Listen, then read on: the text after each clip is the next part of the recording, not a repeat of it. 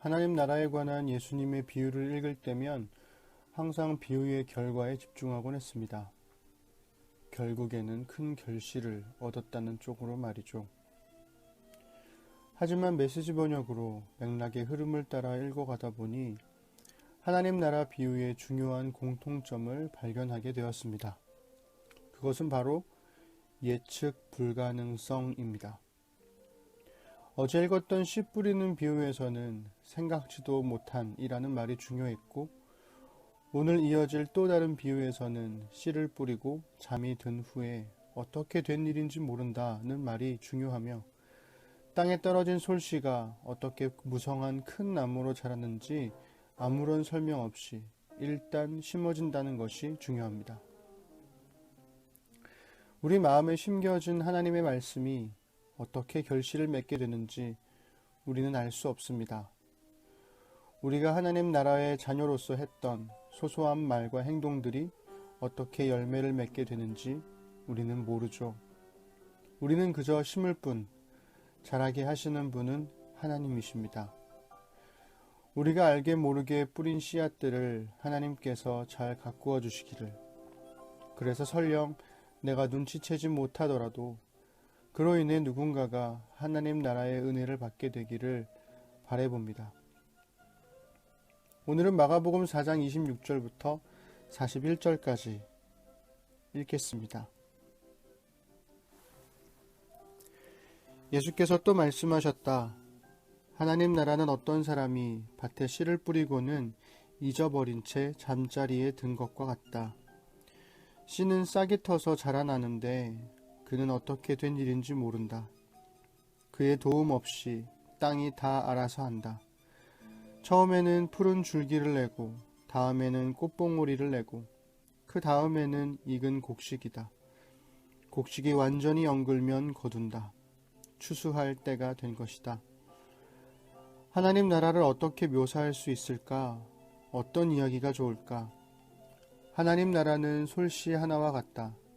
솔씨는 땅에 떨어질 때 씨로서는 아주 작지만 일단 심으면 가지가 무성한 큰 나무로 자란다. 독수리들이 그 안에 둥지를 틀 정도다. 예수께서는 이처럼 많은 이야기로 메시지를 전해주시면서 그들의 경험과 성숙도에 맞게 이야기를 들려주셨다. 예수께서 이야기 없이는 말씀하지 않으셨다. 그리고 제자들과 따로 있을 때에 모든 것을 다시 설명해 주셨다. 혼란스러운 것을 정리하시고 얽힌 것은 풀어주셨다. 그날 늦게 예수께서 제자들에게 말씀하셨다. 저편으로 건너가자. 제자들은 그분을 배에 계신 그대로 모시고 갔다. 다른 배들도 따라갔다. 그때 큰 풍랑이 일어났다. 파도가 배 안으로 들이쳐서 배가 가라앉으려고 했다.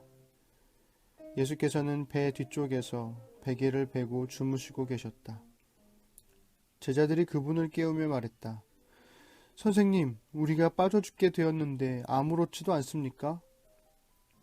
잠에서 깬 예수께서 바람에게 조용하라고 하시고 바다에게 고요하여라, 잠잠하여라 하고 말씀하셨다.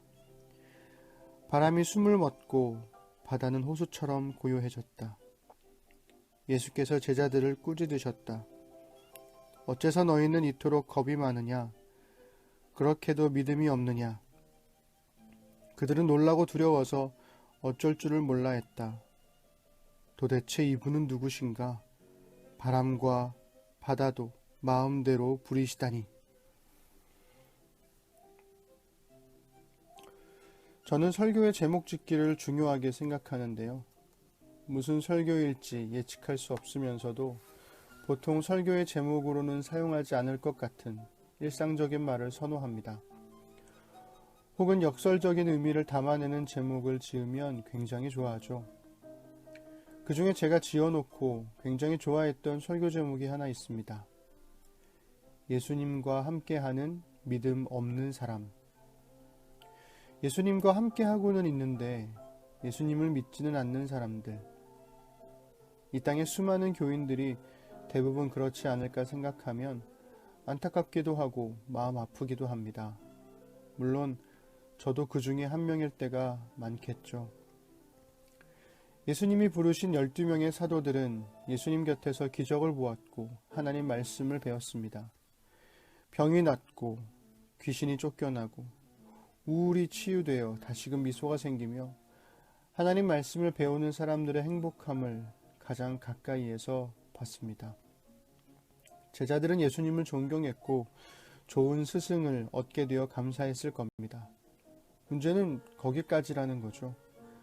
제자들에게 예수님은 좋은 선생님일지언정 이 땅에 오신 메시아, 즉 구원자는 아니었습니다.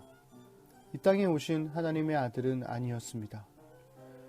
바람과 파도를 잔잔케 하시는 예수님을 보고 제자들이 묻습니다. 도대체 이분은 누구신가? 당신과 함께 계시는 예수님은 당신에게 어떤 분이신가요? 마치기 전에 문득 이런 생각이 들었습니다. 예수님이 정말 믿음이 없다는 것만으로도 제자들을 혼내신 걸까요? 자다가 누가 깨우면 싫지 않은가요? 깨워서 화내신 건 아닐까요? 그냥 농담이었으면 좋겠습니다.